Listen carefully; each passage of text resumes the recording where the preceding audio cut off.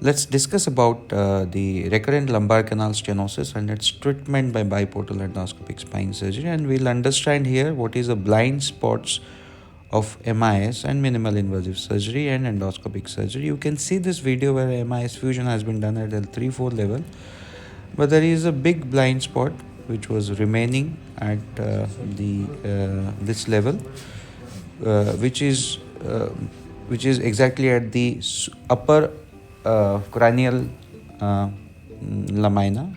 And we see the advantage is with the radio frequency probe we can directly go through the scar tissue and reach at the residual bone level at the canal stenosis at L45 level. So this is what I'm a very big fan of chisels. So I'm doing removing the bone pieces without entering the canal, by doing the bone work with this chisel, which I call as under the cave work. So that what you can do, you can drill the part of the bone, then you can chisel underneath the leftover bone and create a space, which is same as the cavers do when they are crawling through the tights of the cave. So now you can see this virgin looking ligamentum flavum, which is yellow in color, so which was, I think, is a blind spot which was missed in the previous surgery. So then we move to the cranial border of the caudal minor. Then try to remove the scar tissue which was sitting on that level.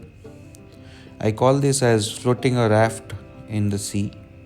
So whenever we have a scar tissue from the previous surgery and which is wrapping around the spinal cord, in those conditions what we do is I detach the scar tissue from all around and keep it floating so that it no longer adds to the compression. So this is I call as floating a raft in the sea. So now you can very well see we have gone to this blind spot which was left behind. So you can see this from the color of this ligamentum flavum. It looks very normal as a virgin surgery, which indicates this flavum part was never touched. But because of the versatility of this 4 mm scope, it is very easy to reach at this blind spot, which is present in the upper two quadrants of the canal and near the exiting root. So we'll slowly remove this fragment of flavum from near the exiting root, and we'll do a foraminotomy from inside of the canal. I do most of the bony work without any punch. It is done with a chisel, which I call as under the cave work. You can see like cavers do, as I mentioned previously, without compromising the stability, without compromising the stability of the facet or the bone. We just thin out the bone with the chisel and reach to the areas where it is needed.